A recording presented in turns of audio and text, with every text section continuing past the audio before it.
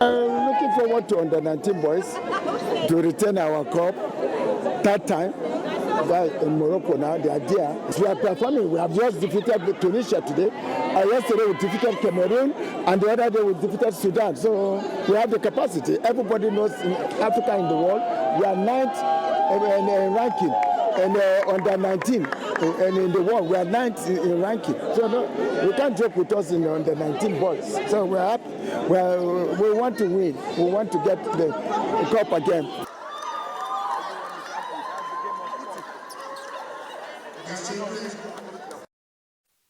Hello and welcome on 360 Sport on Trust TV. I am Adeni Ajishafe. To let you have a feel of some volleyball that took place at the MK Abiola Stadium, Package B, where Egypt, they are the champions of Africa when it comes to under-19 girls. They defeated Cameroon in the competition that took place just yesterday. Good one. It ended 3-1 in all the sets that they played. Well, once again, you are welcome on the show. We'll be running through volleyball story where Egypt wins under-19 girls African volleyball champion. That was the fourth story, and you just saw that clip there where the ladies from Egypt dominated the entire encounter. They defeated Nigeria.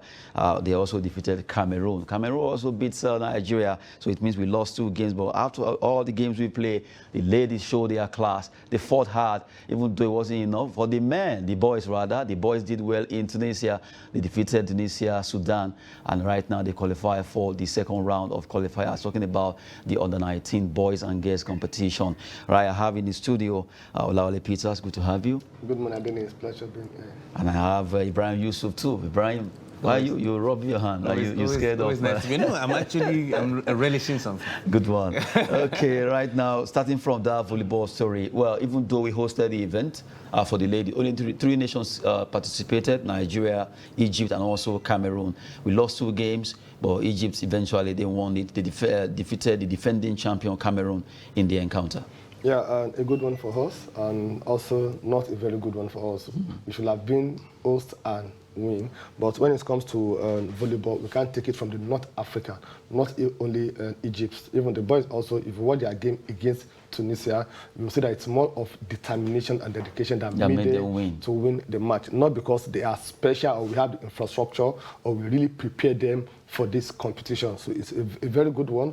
And like the president of the Volleyball Association stated, that we are not a pushover. Yes, by math, we are not a pushover, but in terms of making preparation, getting the boys and the girls ready for the competition, how well did we do? So I think we still need to go back, to come back to the drawing board and do what is expected, not only waiting during the competition that a miracle should happen. A very good one for us. Good one for Nigeria. Yes, the boys, they did well. They've actually rounded the first round. They won that 3 games, and now they'll be playing the second round. And for the women, well, we hosted, but we came third out of the 3 countries that participated. Well, Ibrahim, I saw that you were rubbing your hands right now. I hope you're not actually casting stuff. You said we came third.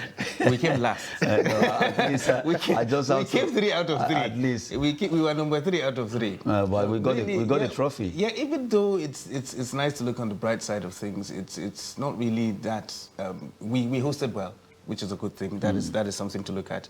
But based on the performance, really is not bad. To piggyback on what he just said, we don't need to wait until there's a tournament coming, and then we'll bring these girls over to spend 2-3 days in camp and. But to be candid, let me quickly add this: Volleyball Federation of Nigeria. If I want to give them pass mark, the ladies that played this competition, they've been together for almost 2 months now. And to be candid, if you follow Nigerian sport, you can say Nigerian Volleyball Federation, aside football, they've been able, despite issue of funding and all that, they've been able to hold things together and trying to see how they can better. If you look at all the ball sport, volleyball really seems to be standing out. of all the 3 or 4.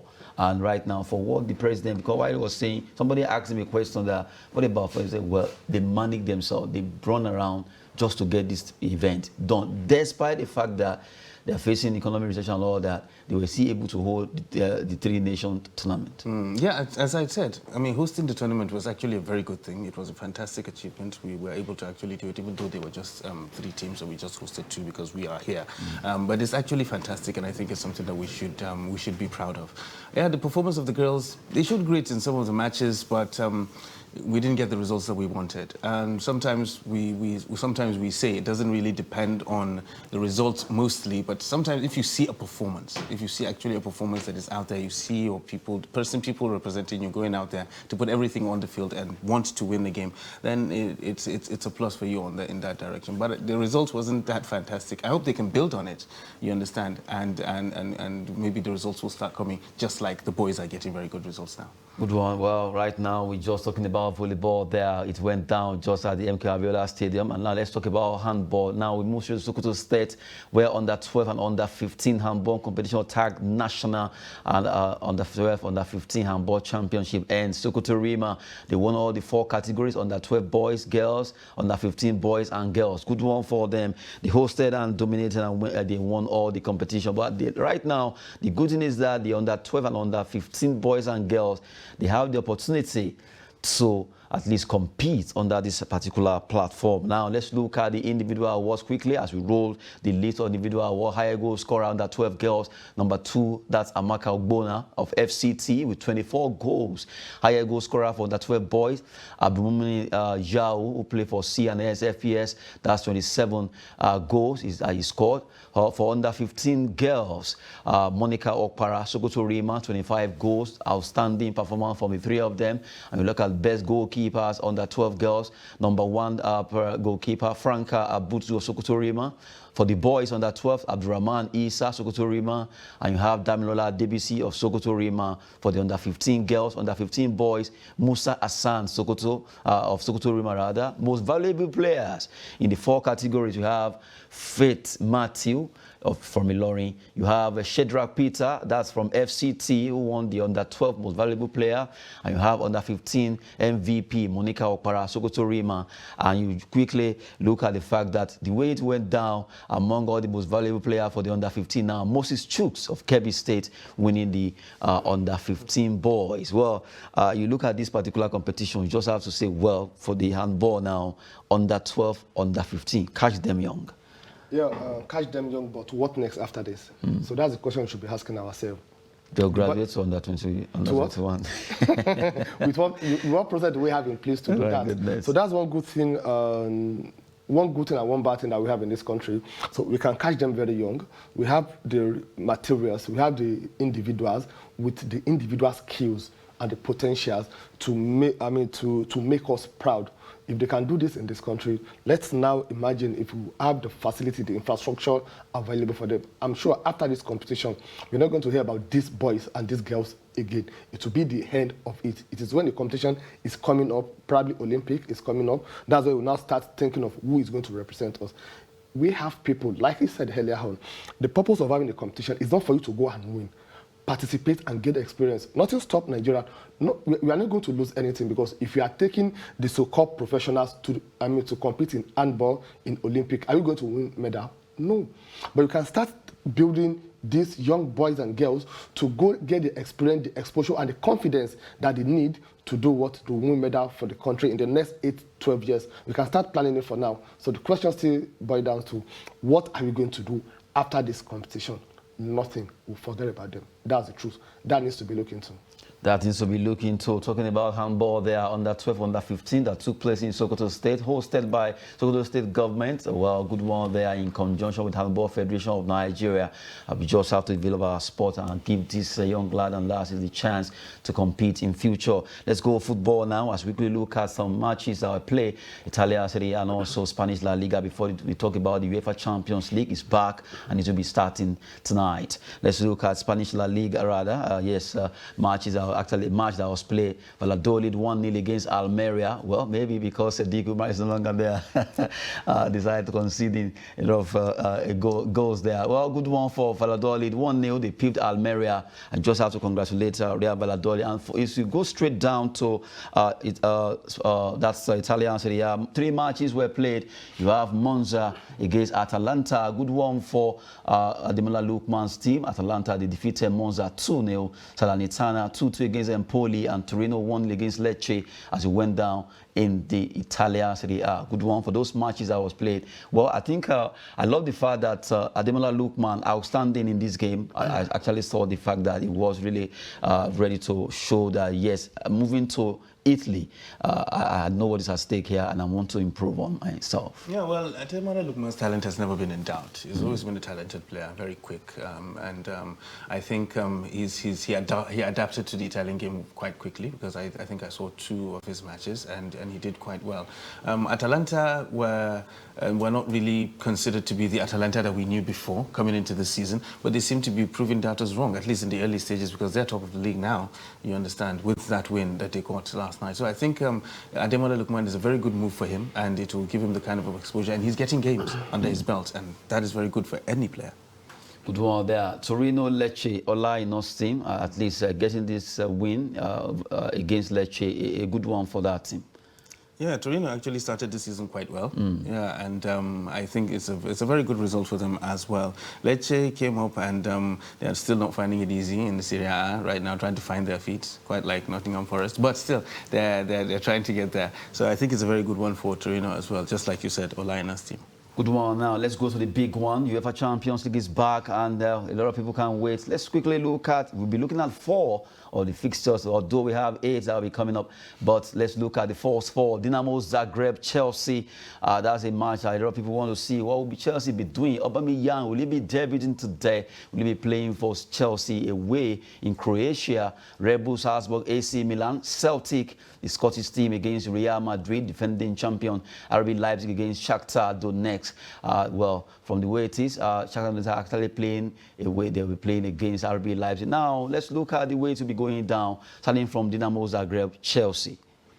Okay, it's a match that a lot of people want to see. It's going to be the opener of the Champions League competition, and no doubt the pressure is on Chelsea, though they are playing away from home. But being the former champion, and with the player that they have currently right now, and the pressure is there, and the expectation is that they are expected to win the match. However, they're going to need the services of the likes of Kante and Thiago Silva due to injury. They didn't follow them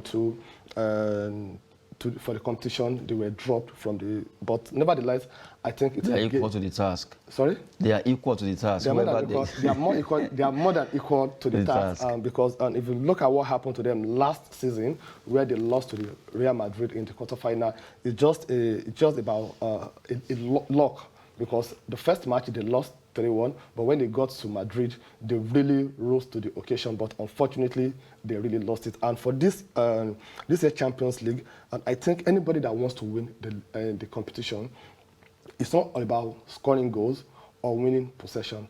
Last season, Bayern Munich, they scored the highest goal with 31 goals from the 380 goals that were scored in the Champions League.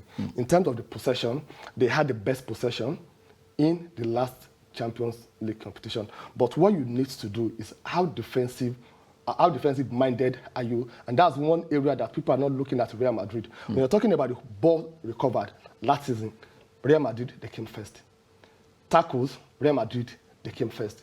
And Casemiro, he was the one that did the dirty work for them in that place. And when it comes to saves also, the Real Madrid keeper, he made about he made 66 saves last season, followed by this Villarreal goalkeeper that made 41 saves. You can see the difference. And they have a very good attacker that had 23 shots on goals, and he scored 15 out of it. So it's not about winning possession, it's not about scoring goals, it's how are you able to marshal your defense, because if you don't get it right from the defense, it will be a problem. So that may count for Chelsea. When you look at Chelsea, even in the Premier League, their midfield rather have been very, very, very, very woeful. If they didn't get it right from day one today, it may seriously count for them going forward. Maybe I should actually write to NFF. They should give you the job of the statistician of the nation.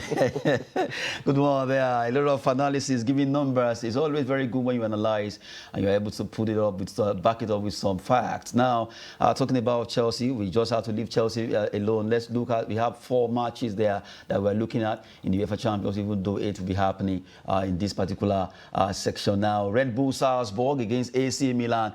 Ibrahim, do you think Salzburg have a chance against AC Milan, looking at the way they are going right now? Well, Salzburg is the thing with the Red Bull teams is they're always coming as unknown quantities. Or underrated, kind of. Exactly, because they have this very solid recruitment process that gets them very, very young, talented players that are hardly known almost every season. And they are very good. And they're very, very good. They have a very good structure when it comes to that. And their recruitment policy is fantastic. So they can surprise anybody. Yeah, on paper, you'll say Milan will take it because of pedigree and the rest of it, and maybe individual players that you know. But Salzburg can actually do a lot of damage to a lot of teams this season. But I still think at the end of the day, the quality will show, and it will show through. But the thing is, this is another young Milan side as well, with very minimal Champions League experience. When you look at it, when you look at the Milan roster right now, how many of them actually have the Champions League experience? Exactly. You're talking about Giroud, maybe Origi,